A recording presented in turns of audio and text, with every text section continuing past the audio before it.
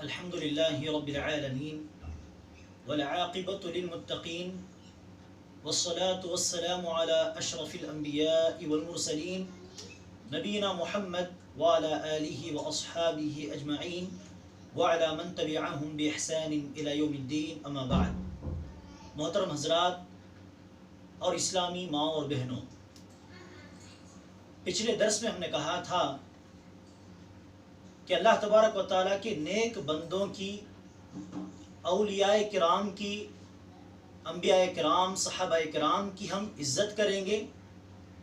ان کی عزت و تکریم کرنا ہم پر واجب ہے، ضروری ہے، اور نیک کاموں میں ان لوگوں کی ہم پیروی کریں گے کیونکہ وہی ہمارے رول ماڈل ہیں، وہی ہمارے اسوا ہیں.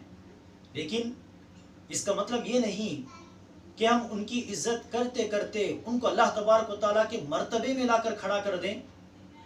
ان کی تکریم و تعظیم کرتے کرتے اللہ تبارک و تعالیٰ کے حقوق ہم ان لوگوں کو دے دیں، یہ ہرگز قابل قبول نہیں ہے.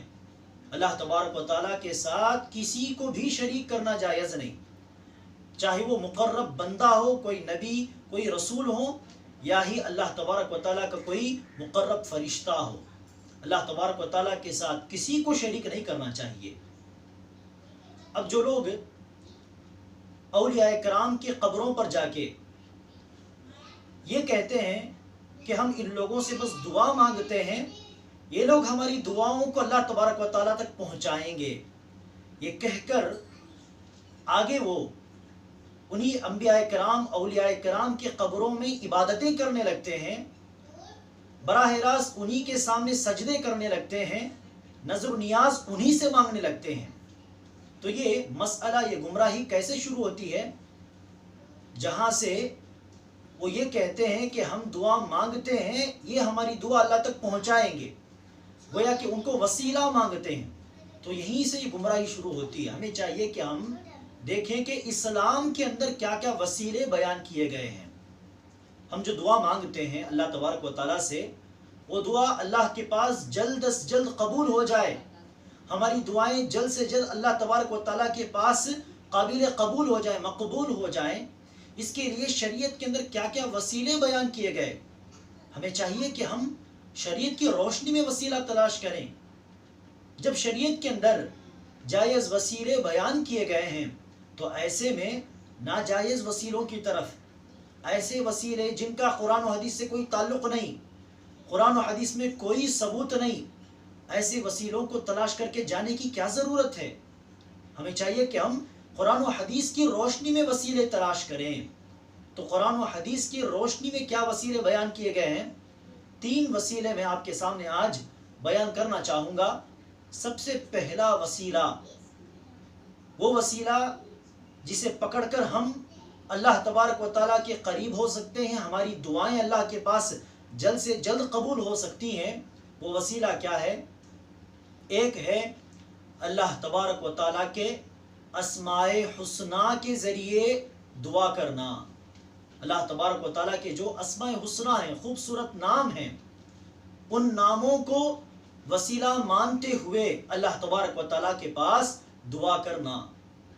اس طرح کرنے سے ہماری دعائیں اللہ تبارک و تعالیٰ کے پاس جلد سے جلد قبول ہوں گی. اسی لیے ہم دیکھتے ہیں کہ شریعت کے اندر، قرآن و حدیث کے اندر جتنی دعائیں ہم کو بتایا گیا، دعائیں سکھلایا گیا ہے، اس میں ہم دیکھتے ہیں کہ اللہم، ربنا جیسے الفاظ دعا کی شروعات میں، دعا کی ابتدا میں اللہم، اے اللہ، ربنا، اے ہمارے پروردگار، انہی ناموں کے ساتھ ہم کو دعائیں سکھلائے گئے ہیں. تو ہمیں چاہیے کہ ہم ان ناموں کے ساتھ اللہ تبارک و تعالیٰ کے آگے روئیں، گڑ گڑائیں، اور اپنی ضرورتوں کو اللہ کے سامنے پیش کریں اور اپنی حاجتوں کو مانگیں. جلد سے جلد وہ دعائیں قبول ہوں گی. تو اللہ کے ناموں کو، اسماء حسنہ کو وسیلہ مانتے ہوئے دعا کرنا. اسی لیے ہم دیکھتے ہیں کہ اکثر دعائیں اللہم کے لفظ سے شروع ہوتی ہیں، ربنا سے شروع ہوتی ہیں. اس کے علاوہ بھی اللہ کے جو نام ہیں اس کو بھی استعمال کریں، جیسے کہ اللہ کے رسول صلی اللہ علیہ وسلم نے لیلۃ القدر کی دعا ہم کو یہ سکھلائی. عائشہ رضی اللہ عنہا کی روایت ہے اللہ کے رسول کہتے ہیں کہ لیلۃ القدر میں یہ دعا مانگا کرو. وہ دعا کیا ہے؟ اللہم انک عفو تحب العفو فاعف عنی. اے ہمارے پروردگار، اے اللہ، بے شک تو معاف کرنے والا ہے. تو دیکھیے اللہ کے رسول صلی اللہ علیہ وسلم نے یہاں پر اللہ کا ایک نام استعمال کیا. وہ کیا ہے؟ تو معاف کرنے والا ہے، معافی کو پسند کرتا ہے، تو ہمیں معاف کر دے، ہمارے گناہوں کو بخش دے. تو اس طرح ہمیں چاہیے کہ ہم اللہ تبارک و تعالیٰ کے ناموں کے ذریعے دعا کریں. اور حدیث میں اسم اعظم کا بھی ذکر ملتا ہے. شاید آپ لوگوں نے بھی سنا ہو کہ اسم اعظم کے ذریعے اللہ تبارک و تعالیٰ کے پاس دعا مانگنا چاہیے. اس معاملے میں علماء کے درمیان اختلاف ہے کہ اسم اعظم کوئی خاص نام ہے کہ نہیں. اگر ہے تو وہ کون سا نام ہے، اس میں اختلاف ہے. لیکن جو سب سے بہتر قول ہے، بہتر رائے ہے، وہی میں آپ کے سامنے پیش کرنا چاہوں گا. اس میں سب سے بہتر رائے یہ ہے کہ اسم اعظم کہ جس کے ذریعے دعا مانگنے سے دعائیں جلد سے جلد قبول ہوتی ہیں، وہ اللہ تبارک و تعالیٰ کا نام اللہ ہے. اس میں جلالہ کہتے ہیں اس کو. اللہ یہی وہ نام ہے، اس میں اعظم ہے، جس کو وسیلہ مانتے ہوئے دعا کرنے سے ہماری دعائیں جلد سے جلد قبول ہوں گی.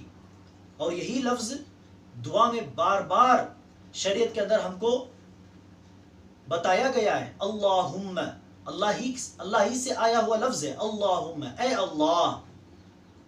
تو اکثر دعاؤں کے پہلے اللہم کہہ کر ہم لفظ اللہ کا استعمال کرتے ہیں.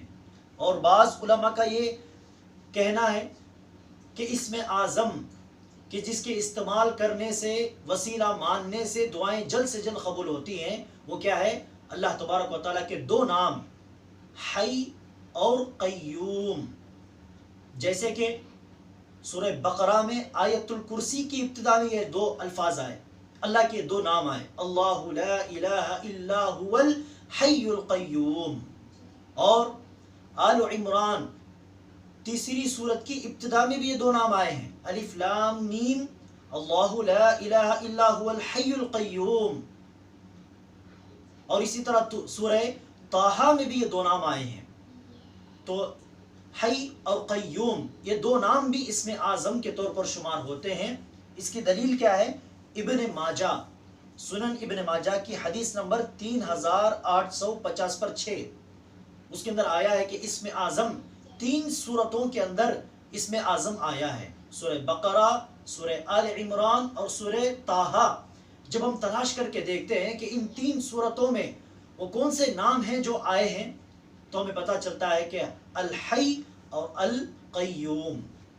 تو ان دو ناموں کو بھی اسم اعظم مانتے ہوئے آپ دعا کر سکتے ہیں.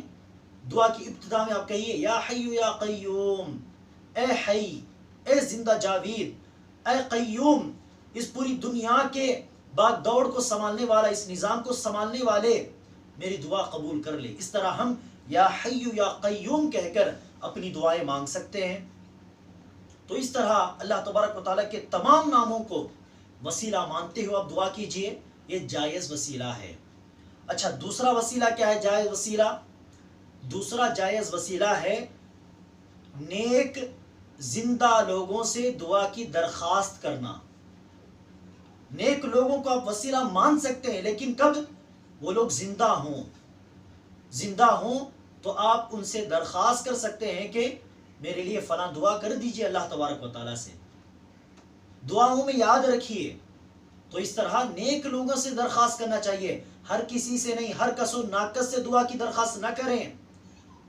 صرف ان لوگوں سے درخواست کریں جو لوگ نماز کے پابند ہوں، جو تقوی اور پرہیزگاری کی زندگی گزارتے ہوں، گناہوں سے دور رہتے ہوں، حلال روزی کماتے ہوں، نماز روزے کے پابند ہوں، نفل عبادتوں میں مشغول رہتے ہوں. ایسے لوگ جن کو دیکھ کر ہمیں لگتا ہو کہ یہ واقعی نیک لوگ ہیں، یہ واقعی متقی لوگ ہیں، ایسے لوگوں سے آپ دعا کی درخواست کیجئے. کہیے کہ میرے لیے دعا کر دیجئے گا، میرا یہ مسئلہ ہے، میرے لیے اللہ سے آپ دعا کر دیجئے گا. اس طرح نیک لوگوں سے دعا کی درخواست کرنا.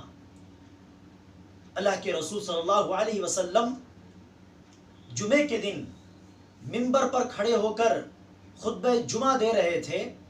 ایسے میں ایک صحابی دوڑتے ہوئے آئے اور اللہ کے رسول صلی اللہ علیہ وسلم سے کہنے لگے کہ اللہ کے رسول، جانور مر رہے ہیں، بارش نہ پڑنے کی وجہ سے، پانی کی قلت کی وجہ سے جانور مر رہے ہیں۔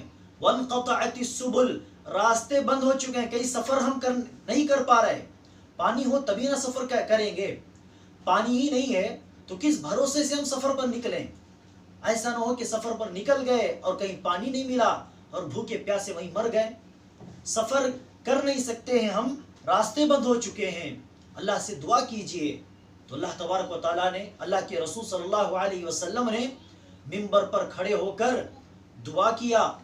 صحابہ کرام کہتے ہیں کہ اللہ کے رسول صلی اللہ علیہ وسلم منبر سے نیچے اترے بھی نہیں تھے کہ بارش پڑنا شروع ہو گئی۔ فوراً اللہ نے رسول کی دعا قبول کر لی اور بارش پڑنا شروع ہو گئی، اور اگلے ہفتے تک لگاتار بارش پڑ رہی تھی۔ پھر دوبارہ اللہ کے رسول صلی اللہ علیہ وسلم اگلے ہفتے جمعہ کے دن منبر پر کھڑے ہوئے خطبہ دے رہے تھے۔ وہی صحابی شاید دوڑتے ہوئے اور کہنے لگے، اے اللہ کے رسول، بارش بہت زیادہ ہو چکی ہے، حد سے زیادہ ہو چکی ہے، اللہ سے دعا کیجئے تاکہ بارش کھڑ جائے۔ اللہ کے رسول نے دعا کیا کہ اللہ بارش کو رکا دے اور اس بارش کو بیابانوں کی طرف، صحراؤں کی طرف پھیر دے۔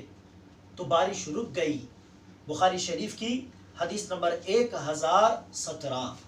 تو پتہ چلا کہ صحابہ کرام خود بھی دعا کیا کرتے ہوں گے، لیکن اللہ کے رسول سے بھی آ کر درخواست کیا کرتے تھے، کیونکہ اللہ کے رسول اس زمانے کے نیک آدمی تھے، اللہ کے پیغمبر تھے، اللہ کے برگزیدہ بندے تھے، اللہ کے مقرب بندے تھے۔ تو اس لیے ہماری دعاؤں کے مقابلے میں نیک آدمی دعا کرے تو جلد قبول ہوگی، اس بھروسے سے صحابہ کرام نے درخواست کی۔ لیکن یہاں پر غور کرنے کی بات یہ ہے محترم حضرات اور خواتین، اللہ کے رسول زندہ تھے تو صحابہ کرام نے بارش کے تعلق سے درخواست کی، لیکن کیا اللہ کے رسول کے انتقال کے بعد بارش مانگتے ہوئے، بارش کے تعلق سے درخواست کرتے ہوئے صحابہ کرام اللہ کے رسول کے قبر کے سامنے جا کر کھڑے ہو گئے؟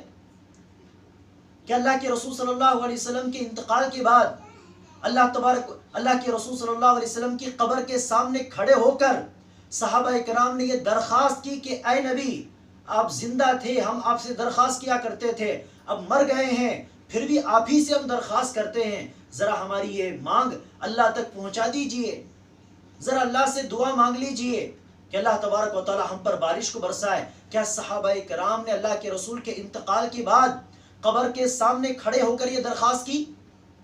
اللہ کے رسول صلی اللہ علیہ وسلم کا وسیلہ پکڑا مرنے کے بعد؟ ہرگز نہیں، ہرگز نہیں، بلکہ اللہ کے رسول صلی اللہ علیہ وسلم کے بعد صحابہ کرام نے کیا کیا؟ اس بات کی بھی دلیل بخاری شریف ہی کی حدیث نمبر 1010 میں موجود ہے۔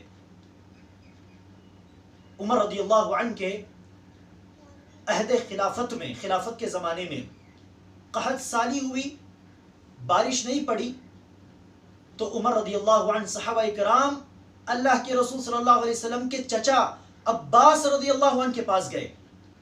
اللہ کے رسول صلی اللہ علیہ وسلم کے خانوادے کے وہی بزرگ شخصیت تھے، نیک شخصیت تھے، تو اللہ کے رسول صلی اللہ علیہ وسلم کے چچا عباس کے پاس آئے اور عمر رضی اللہ عنہ کہنے لگے کہ اے اللہ کے رسول صلی اللہ علیہ وسلم زندہ تھے تو ہم اللہ کے رسول کے ذریعے، اللہ کے رسول کا وسیلہ پکڑتے ہوئے تجھ سے بارش کے لیے دعا مانگتے تھے، آج رسول زندہ نہیں ہے تو ہم رسول کے چچا عباس کو وسیلہ مانگتے ہوئے تجھ سے بارش طلب کرتے ہیں۔ تو عباس رضی اللہ عنہ نے دعا کی بارش کے لیے، اللہ تبارک و تعالیٰ کے سامنے دعا کی۔ تو ہم دیکھتے ہیں کہ یہی صحابہ کرام کا عقیدہ تھا، نیک آدمی زندہ ہو تو درخواست کیجئے، نیک آدمی مر جائے تو اس سے درخواست نہیں ہو سکتی، اس کو وسیلہ مانگا نہیں جا سکتا، بلکہ آپ کسی نیک آدمی کے سامنے جائیے، درخواست کیجئے، دعا مانگنے کو کہیے۔ یہی صحابہ کرام کا عقیدہ تھا، یہی صحابہ کرام کا طریقہ تھا۔ اب آپ صحابہ کرام کے طریقے کی پیروی کریں گے یا کسی اور کے طریقے کی پیروی کریں گے؟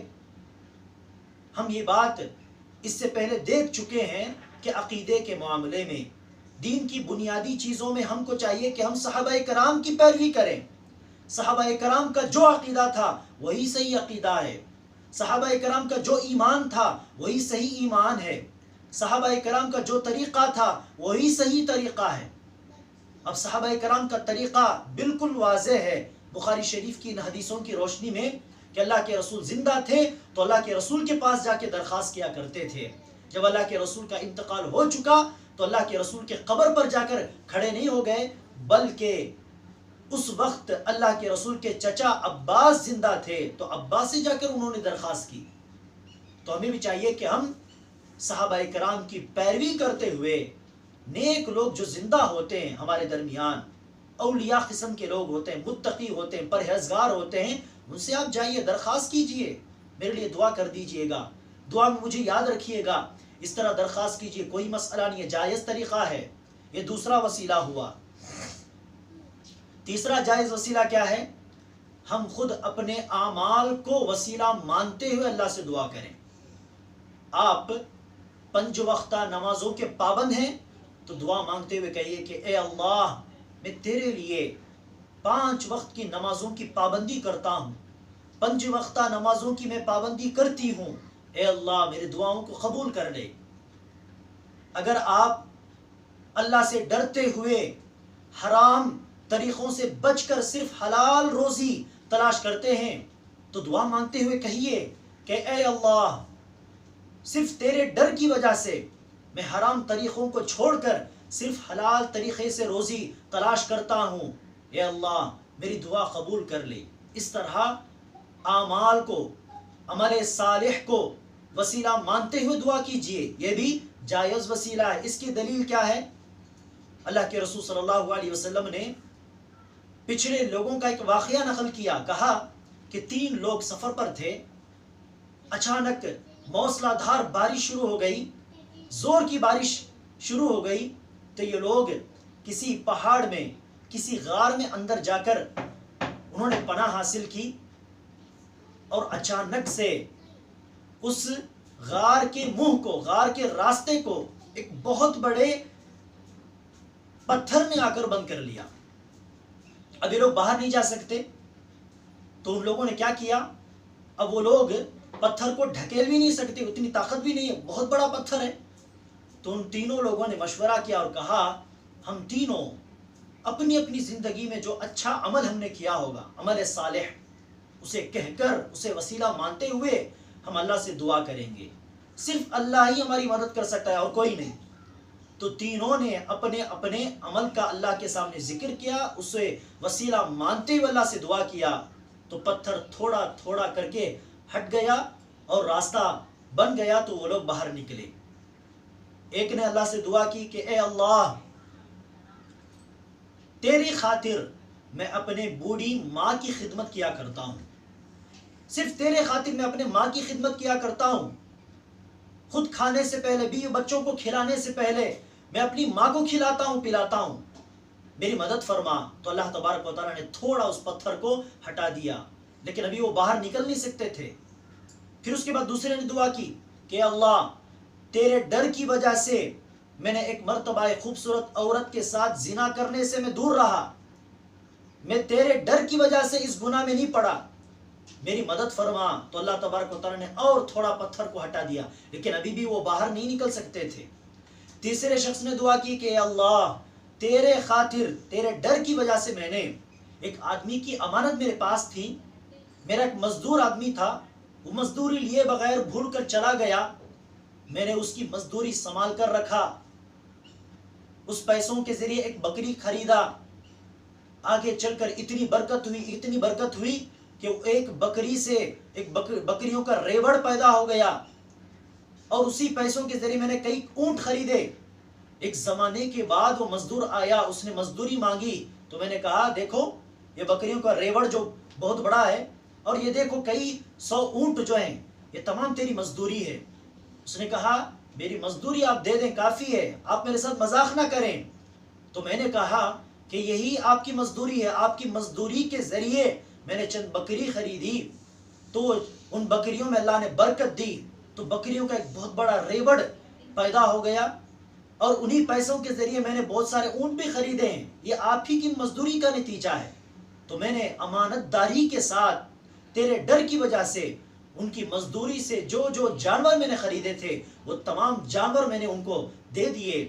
اگر یہ کام میں نے تیرے لیے کیا ہو تو میری مدد فرما. تو اللہ تبارک و تعالیٰ نے اور تھوڑا پتھر کو ہٹا دیا تو راستہ بن گیا اور تینوں باہر نکل گئے. تو پتہ چلا کہ اپنے عمل کو وسیلہ مانتے ہوئے ہم اللہ تبارک و تعالیٰ سے دعا کر سکتے ہیں. تو اس طرح محترم حضرات اور خواتین، جب اسلام کے اندر جائز وسیلے بیان کیے گئے ہیں، آپ اللہ کے ناموں کو وسیلہ مانتے ہوئے دعا کر سکتے ہیں، زندہ نیک لوگوں کے پاس آپ دعا کی درخواست کر سکتے ہیں بشرطے کہ وہ زندہ ہوں. اور تیسرا، اپنے عمل صالح کو اللہ کے سامنے کہہ کر دعا کر سکتے ہیں. جب جائز وسیلے موجود ہیں تو ناجائز وسیلوں کی طرف جانے کی ضرورت کیا ہے؟ جب شریعت بالکل مکمل ہے، اللہ کے رسول صلی اللہ علیہ وسلم نے تمام چیزوں کی طرف ہماری رہنمائی کر دی.